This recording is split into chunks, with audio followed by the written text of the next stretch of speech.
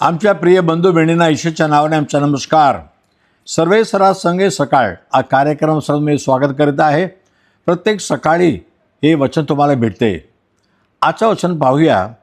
नीतिसूत्रे 4:11, प्रॉव्हर्ब्स 4:11. परमेश्वर आम्हाला तुला ज्ञानाचा मार्ग शिकवला आहे, तुला सरळतेच्या वाटाने चालवले. ज्ञानाचा मार्ग आम्हाला शिकवतो परमेश्वर आणि सरळता वाटाने आम्हाला नेतो. हा ज्ञान कुठून भेटतो? कारण येशू ख्रिस्ताबद्दल वचन सांगितलं आहे. करितकरांचं पहिली पत्री 1 अध्याय त्याच्या 30 वचनामध्ये 1 कोरिन्थियन्स चॅप्टर 1:30 येशू ख्रिस्त आमच्यासाठी देवाचं ज्ञान उतरवण्याला आहे. येशू ख्रिस्ताद्वारे आम्हाला ज्ञान भेटते.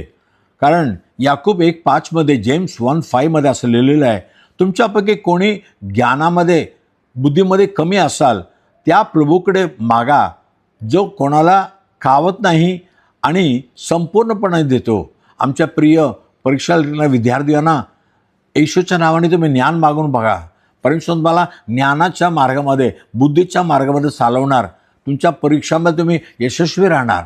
हो, आणि आमच्या प्रिय बंधू बहिणींनो, तुम्हाला काय निर्णय घ्यायचा असेल देवाकडे म्हणा, देव मला ज्ञान दे. कारण नीतिसूत्रे 2:6-7 म्हणते, प्रॉव्हर्ब्स 2:6-7 परमेश्वर ज्ञान देतो आणि त्याच्या तोंडातून सगळं बुद्धी आणि विचार सगळं येतो. हो, त्याने तुमच्यासाठी ज्ञानाची राखी करून ठेवलेलं आहे. फक्त तुम्ही विश्वास करा आणि विश्वासाने मागा. ज्या प्रभू येशू आमच्यासाठी स्वर्ग सोडून या जगामध्ये आला आणि आमच्यासाठी आपला जीव दिला, आमच्या पापाला हरण करून टाकणारा, त्या येशूच्या नावाने मागून बघा. तो येशू आमच्यासाठी मरण पावला एवढं नाही, तो ते सर्व जिवंत उठला. आत्म जिवंत परमेश्वर आहे. त्या परमेश्वराच्या नावाने मागा. तुम्हाला सर्व काय भेटेल, ज्ञान भेटेल. तुम्हाला ज्ञानाच्या मार्गामध्ये परमेश्वर चालवणार. प्रार्थना करूया. पवित्र देव बापा, धन्यवाद प्रभू, तो आम्हाला ज्ञानाच्या मार्गाने चालवतो. येशू आमच्यासाठी ज्ञान म्हणून या जगामध्ये आला आणि येशूच्या नावाने जे कोणी आता ज्ञान मागतात, बुद्धी मागतात, त्यांना दे प्रभू राजा. आणि त्यांच्या जीवनामध्ये प्रत्येक मार्गामध्ये ज्ञानाच्या मार्गामध्ये चालव. त्यांना जीवनामध्ये सर्व गोष्टीमध्ये यश भेटू दे.